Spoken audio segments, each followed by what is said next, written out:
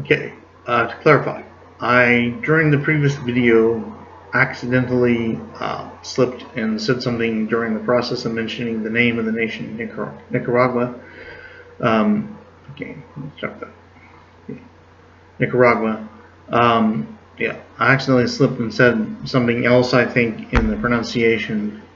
Nicaragua.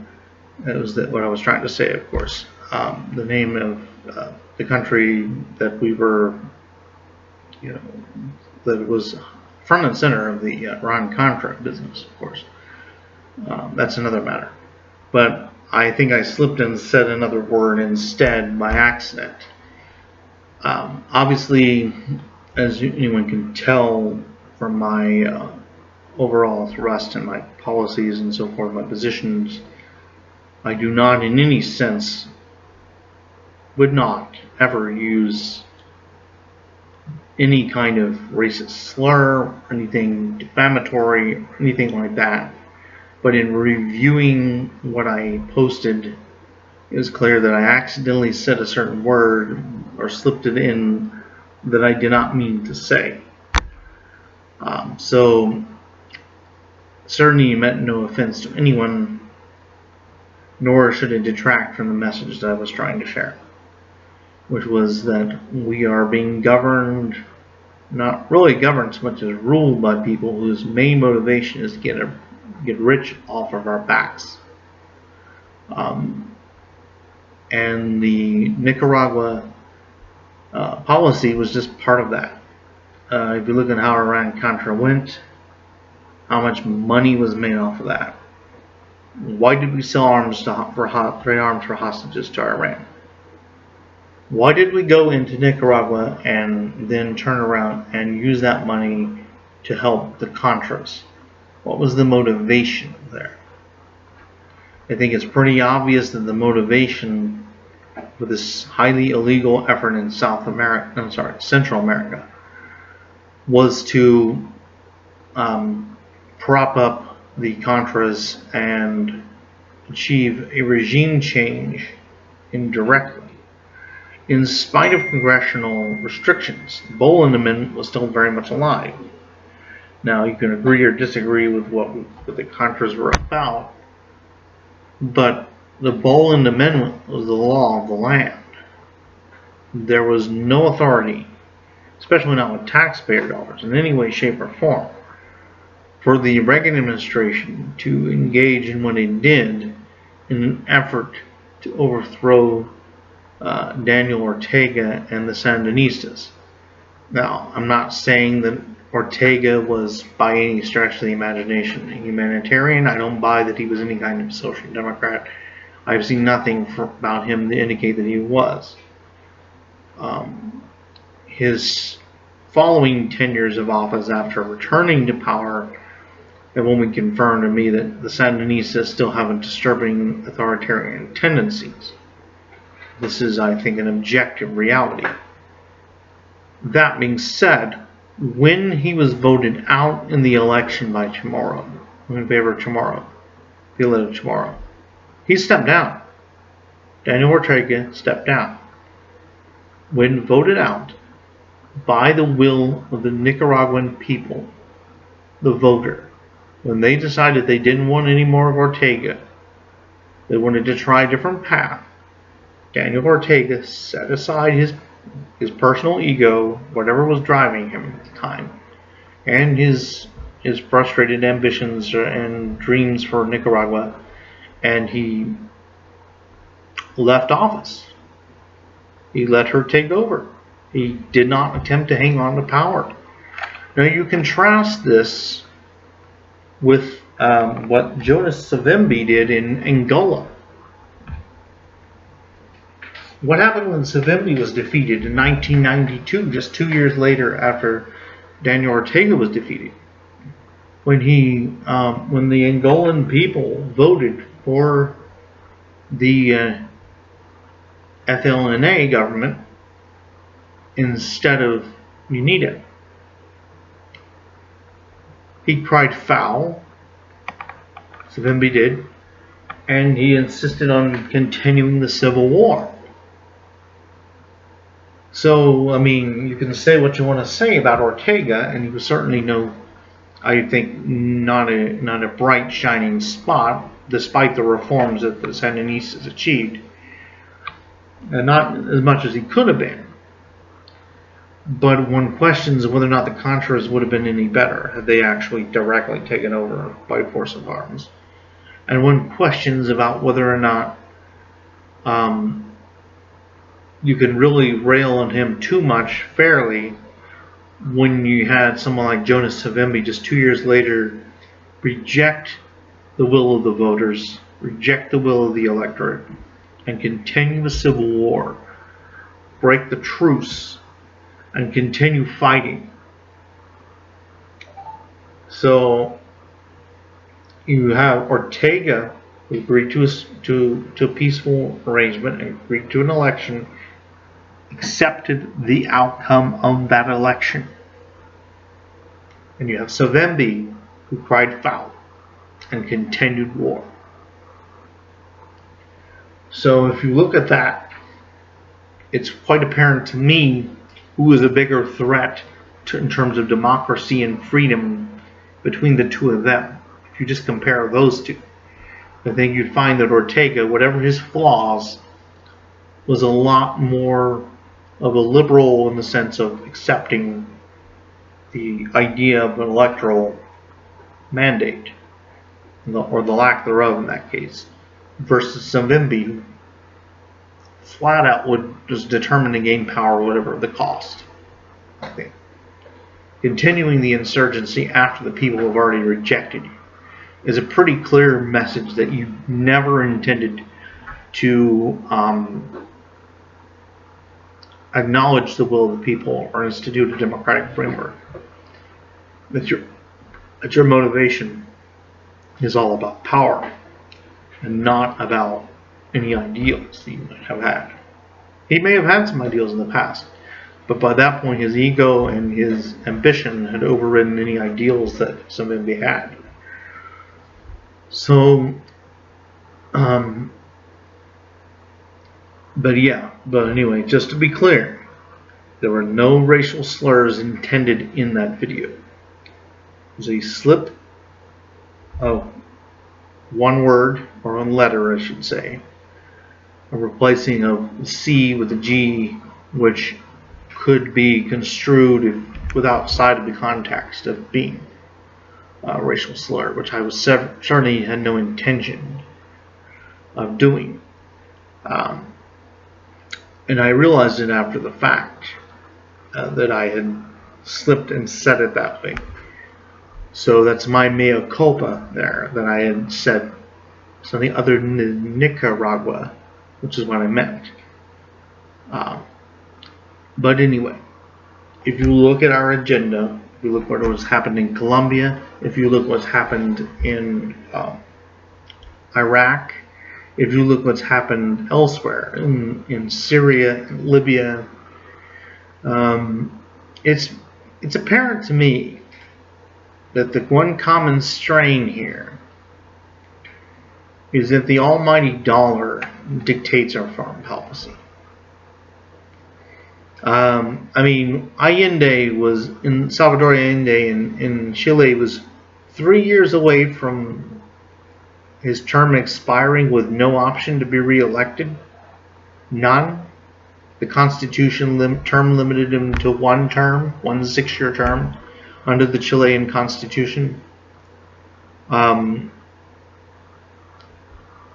Alessandri, who was about as right-wing as they got, urged his followers and urged his supporters in Congress to accept Allende as president, Salvador Allende.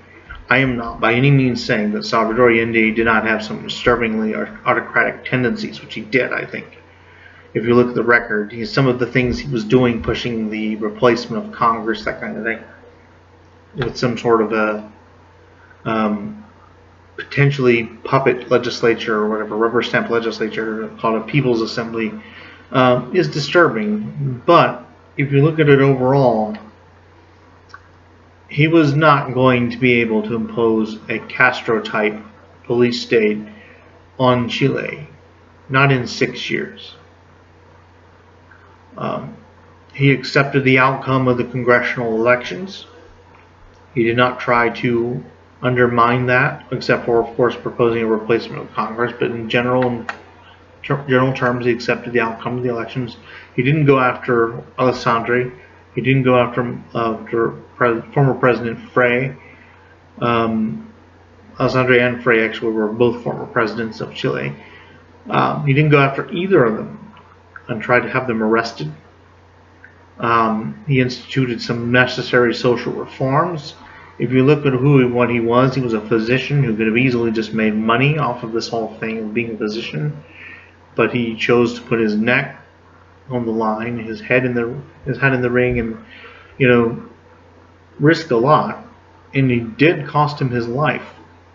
It's pretty clear, I think, that the suicide of Allende was almost certainly a murder, a lynching of sorts, an assassination, and this effort was being pushed by Pinochet and was being pushed by the CIA, and Allende was pushed out of power with only 3 years left of his term of office. So you have to wonder, what was the urgency in not just waiting out his term of office and trying to elect somebody else? And I think the answer to that was there were mining interests at stake in Chile who were afraid that they would not be able to recoup their possible losses. Now, I don't agree with the framework for compensation that he had, but that could have been something taken in terms of world court, international legislation. We could have frozen some assets or something to compensate, although you could make the case that they did, in fact, I'm sure, in many ways abuse things prior to the nationalization of the mines. But in any case, whatever happened, they could have put in a new president in just 3 years. They had 3 years left of Allende. Half of his term was already over in September 1973, about 46 years ago, when they forcefully deposed Allende and put in Pinochet. And you know what followed?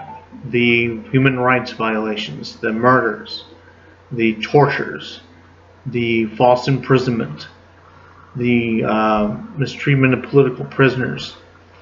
And so we've had a variety of this kind of thing. Look what happened in Greece in 1967, when arguably a NATO-backed coup d'etat replaced the democratically, at least appointed, constitutionally appointed government, was backed by a parliamentary majority, at least temporarily allowed or tolerated by parliamentary majority in the Greek parliament, and replaced it with the Papadopoulos regime, Colonel George Papadopoulos. I don't know if he's in relation to the George Papadopoulos that was connected to Russiagate or not. But I know of no actual relation that I've been told anyway. But interesting name commonality there. But if you look at that Papadopoulos regime, if you look at the junta that took power in 1967, in April 1967, and eventually by the end of the year forced out King Constantine, after he had tried to accommodate them for a short time and then changed his mind. If you look at that, you'll see, I think, that there's this definite pattern during the late 60s, early 70s, especially under presidents like Johnson and Nixon and so forth, of the CIA and other affiliated organizations pushing their Cold War agenda to the exclusion of any consideration of human rights and any consideration of democracy, which you would think that if your main motivation, if your main goal was to preserve freedom, that you would not be such a rush to push out democratically elected governments. It tells me that your motivation is not freedom, it's money, it's greed, it's the power and the status and the structure, maintaining the structure. So you push out the government in Greece, the civilian government in Greece, in favor of a military junta. You push out the and there were some certainly human rights violations under that. You push out the democratically elected president of Chile, basically murdered the guy. He was murdered on the orders of Pinochet. I'm almost certain of it. And so when you have this kind of thing going on, it just reinforces the overall pattern. We are now some 70 some years plus into a political system that is heavily influenced by a war machine, by a military industrial complex, which seeks to perpetuate itself indefinitely and does not brook any challenges or tolerate any kind of dissent. So if you have a Tulsi Gabbard or a Ron Paul or a Dennis Kucinich, or even when he was still a progressive, a Howard Dean, there's going to be manufactured consent for the alternatives to these people, and there's going to be manufactured outrage against those people, because for whatever excuse they want, despite whatever excuse you want to give, these people are a threat to the military-industrial complex. So, and it makes you wonder also what happened with Bill Bradley in his campaign, because one could argue that Bill Bradley's campaign in 2000 should have had more traction. Why didn't it? Now, I'm not saying that to bash Al Gore, because Al Gore certainly had a lot going for him in terms of favoring environmental action and so forth. But Bill Bradley was arguably the more progressive candidate. And Bill Bradley was kind of like shown the door, pretty much. So I think he was an awkward, inconvenient, actual old-fashioned liberal that was just a little too much for the taste of the Clinton administration. So, there was the push to kind of favor Gore over Bradley. Again, if I had it all to do all over again, I would have supported Gore over Bush. It was a mistake for me to support Bush, but I was a Republican at the time. So that was a mistake in keeping with my ideology. It didn't seem like a mistake at the time, given the ideology I had. I was still not overly thrilled with Bush, but I accepted him as the Republican nominee. But the reality of the matter is, in this country, much of what you see that is right versus left, yes, there is an ideological difference, and it is valid. I'm not denying this. I would call a democratic socialist or a social democrat progressive. But there is a valid point for that. But the real challenge, the real separation, is not left and right. It's top and bottom. It is establishment up here, insurgency down here. That's the truth.